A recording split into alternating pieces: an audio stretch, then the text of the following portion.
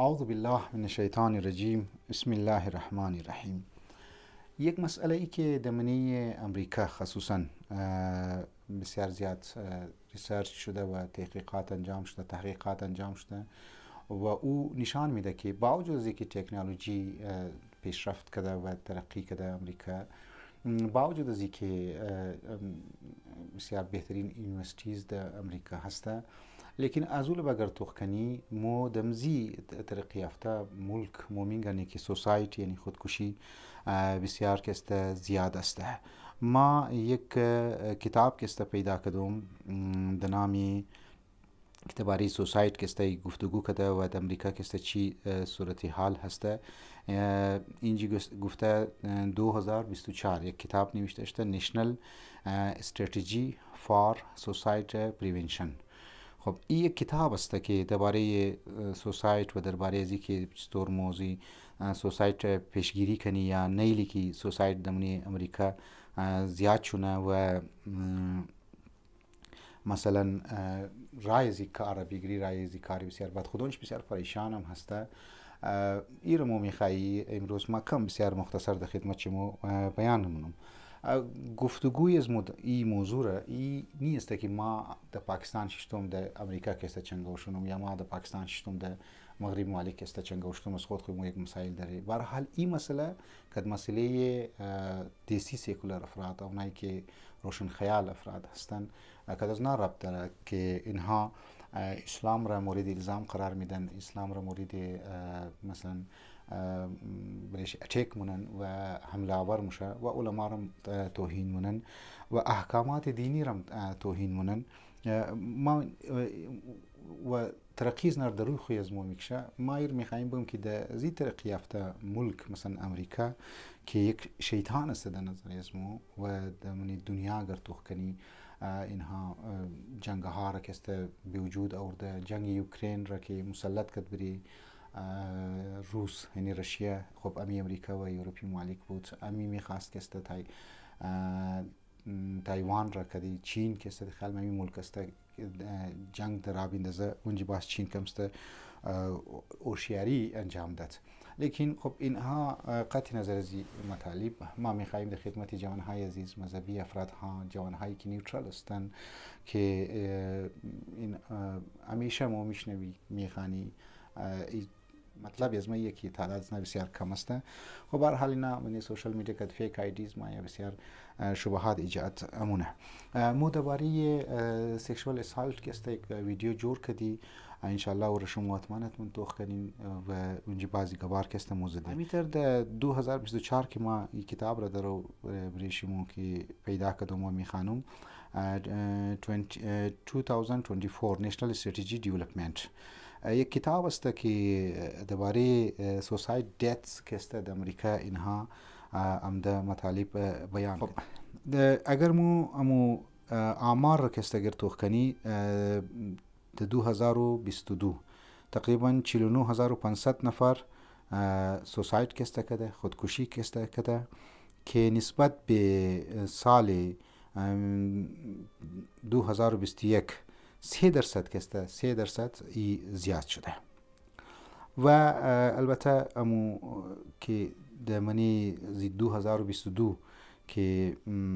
زیاد شده یعنی خودکشی که صورت گرفته امو اوریج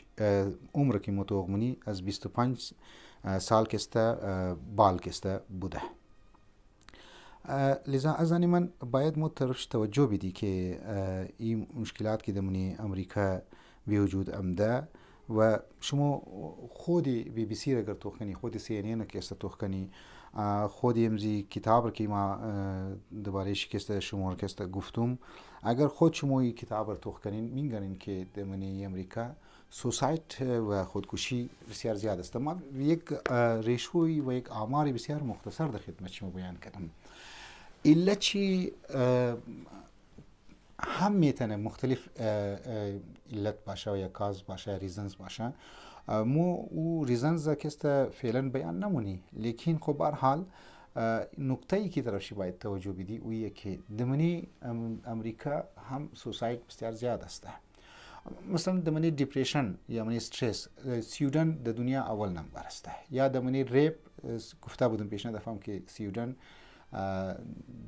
یعنی دویمنه یا سیمنه کنتری است و سوسایتی که توخکنی مو خودی از اینا که تحقیقات که انجام داده و مو تیبلز که جور کردن منی زونا غیر متوخکنی اکثر شکست سیکولر ممالک است، اکثر شی مغربی ممالک است.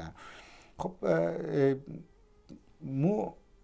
امو انصاف را اگر توخکنی که است دیسی سیکولر اینا انصاف نداره، اینها متعصب هستند، اینها تنگ نظر است، اینها طریقه های مسلمان را که است مسلمانان را مد نظر نداره، اینها انسانیت که درباره اسلام گپ زده، درباره ویلیوز کی گپ زده، درباره اقدارهای انسانی کی گپ زده، اینها طرف توجه نداره. اینها فقط مانند حسن نثار ولی اشخاص اینها فقط امو ظاهری پیشرفت یورپ را در روح مسلمان ها میکشه، یا در روح اسلام میکشه، یا در روح علما میکشه، یا در روح مسلم سوسایتی که است میکشه اینها. لیکن حقیقت را که اگر توخ کنی در منیزی ممالک هم بسیار زیاد مشکلات هستند، مغربی ممالک خاصا امریکا او بنده خدا هم که مسخره یک در نظر از مدیونه و هم که متاسفانه بعضی مذهبی افراد ویدیوی زورم توخ مونه و از دو از توهین از مادر از پدر از خوارد خالی دوکاری که داره او هم که از یک چیزا خبر نیست دیگه، تمام از دانس و کلب و شراب و نان و تمام از گوا کسته میزنه. خب جوان هم که بیچارگو د پبجی و د گیمز و د موتورسایکل چلاندو و د ایلا بلا مشغول هسته، د بندار تحقیق نمونه ریسرچ نمونه دیگه این هم گرفتار ازی شبه هم میشه، گرفتار ازی سوالات میشه و از دین آهسته آهسته دور میشه. مو آهسته آهسته درباره ازی مسائل ها گفتگو کردم موری که اونا که در واقع مونه مو هم باید یک جوابی کارایی ریزنا داشته باشی تا که مو بیلنس که است تا حد الامکان برای جوان های از مو بیلنس باید باقی بمونه، یعنی د جای خو که است بمونه و الا زنی من اگر مو تهاجمی هر بار استعمال نکردیم امکان داره که اینها باید جوان های از مور از دین بیزار کنه. پروردگار عالم مو شما توفیق بده که مو شما در راه دین بایی، در راه اسلام بایی، در راه حقیقت بایی و مسائل را که چنان که حقیقت هسته مو شما درک کنی. و السلام علیکم و رحمت الله و برکاته.